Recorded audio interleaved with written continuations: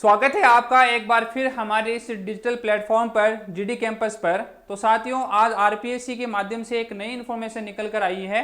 तो इन्फॉर्मेशन जानने से पहले अगर आप चैनल पर नए हैं तो चैनल को सब्सक्राइब कीजिए, ताकि आरपीएससी या अधीनस्थ बोर्ड या अन्य जो कंपटीशन एग्जाम है उनसे संबंधित कोई भी सूचना आती है तो वहाँ इस चैनल के माध्यम से आपको सबसे पहले मिल सके। तो साथियों, आरपीएससी ने आज एक नोटिफिकेशन जारी किया है, जिसके माध्यम से उसने ये बताया है कि आरपीएससी ने पहले जो पेपर हुआ था, अभी तक जिनकी विज्ञप्ति नहीं आई है, उन पेपरों के अंदर 5वां ऑप्शन है वो अनिवार्य कर दिया था।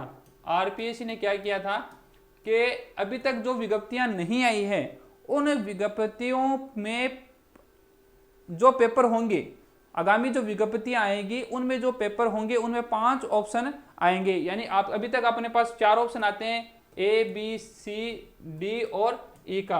अब आप जो हम छोड़कर आते थे, जो ऑप्शन हम नहीं करके आते थे, उसको हम छोड़ नहीं सकते थे।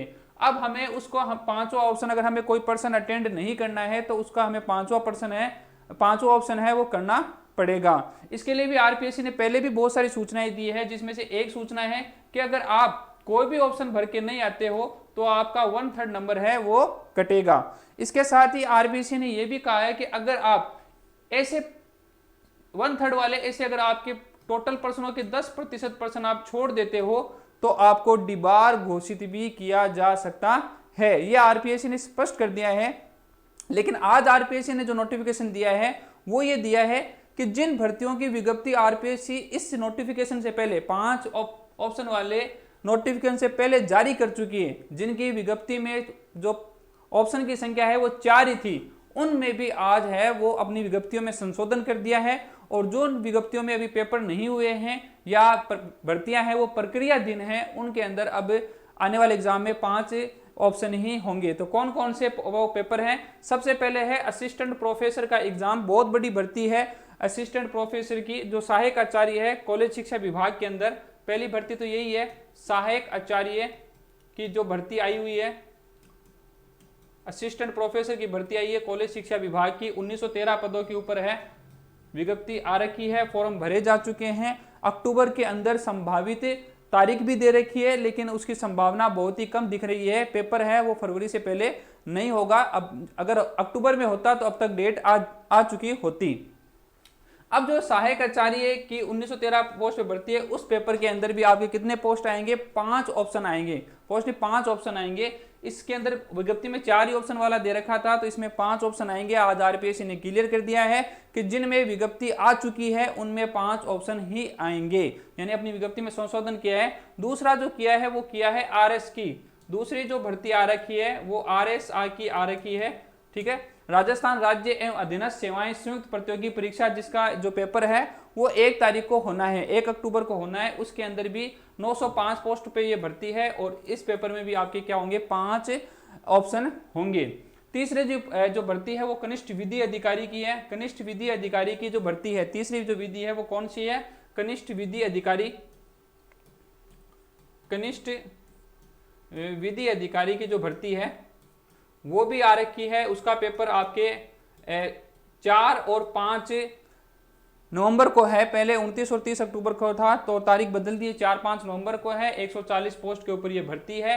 तो ये 140 पोस्ट की जो भर्ती है इसके अंदर भी क्या होंगे? 5 ऑप्शन होंगे। इसके अलावा खोज एवं उत्खनन अधिकारी एवं संग्रह अध्यक्ष की भी क्या है? भर्ती आ रखी है, जिसमें 10 पोस्ट है, इसमें भी 5 ऑप्शन होंगे। और सहायक अभियंता यांत्रिकी, इसमें 12 पोस्ट आ रखी है, इसके अंदर भी 5 ऑप्शन ही होंगे।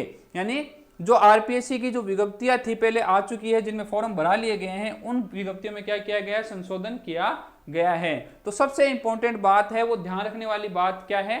3 बातों का हमें विशेष ध्यान रखना है। पहली बात, आगामी जो भी भर्तियां होगी, सहायक आचार्य हो चाहे आरएस हो या फिर आगामी जो विज्ञप्तियां आने वाली है, उन सब में क्या होंगे? 5 ऑप्शन होंगे। दूसरी बात यह है कि हमें कोई भी ऑप्शन खाली छोड़कर नहीं आना है। इसके लिए हमें 10 मिनट एक्स्ट्रा दिए गए हैं आरपीएससी के माध्यम से, और जो पर्सन हम अटेंड नहीं करते हैं उस ऑप्शन का हमें 5वां ऑप्शन है यानी ई वाला है वो भरना पड़ेगा। तीसरी बात है कि अगर हम ऐसे ऑप्शन को नहीं भरते हैं, किसी भी ऑप्शन को नहीं भरते हैं और 5 ही जो ऑप्शन है उसको खाली छोड़कर आ जाते हैं, तो आपके 1/3 माइनस मार्किंग लगेगी उस पर्सन की, यानी वो पर्सन आपका क्या माना जाएगा, गलत माना जाएगा। अगर आप ऐसा पर्सन जो आप नहीं करना चाहते हैं या उस पर्सन को छोड़ना चाहते हैं, स्किप करना चाहते हैं, तो उस पर्सन का आपको पांचवा ऑप्शन है वो भरना पड़ेगा। अगर आप नहीं पढ़ते हो तो आरपीएससी उस पर्सन को क्या मानेगी, गलत मानेगी, 1/3 नंबर कटेंगे आपके। और चौथी जो इंपॉर्टेंट बात है वो कह रही है कि अगर आप ऐसे एक पूरे पेपर के 10% पर्सन, यानी अगर 100% का पेपर है और अगर आप 10% हैं वो छोड़ देते हो, जिनमें एक भी कॉलम नहीं भरते हो, या फिर 150% का पेपर है अगर आप 15% हैं वो ऐसे हैं जिनमें आप एक भी कॉलम है वो नहीं भरते हो, यानी खाली छोड़ देते हो, अगर ऐसे 10% पूरे पेपर का अगर आप आरपीएससी को ऐसे मिलेंगे पर्सन, तो आपको डिबार घोषित किया जा सकता है। तो आरपीएससी के माध्यम से पहली न्यूज है कि ये जो 5 पेपर है, असिस्टेंट प्रोफेसर आरएस वाला है, कनिष्ठ विधि अधिकारी है, खोज उत्खनन वाला है, सहायक अभियंता यांत्रिकी वाला है, इन सभी पेपरों में जिनकी विज्ञप्ति पहले आ चुकी है, फॉर्म भरे जा चुके हैं, इन सब में 5 ऑप्शन वाला ही ओएमआर सीट आएगा। तो आपको ध्यान रखना है, एकदम ध्यानपूर्वक आपको पेपर अटेंड करना है।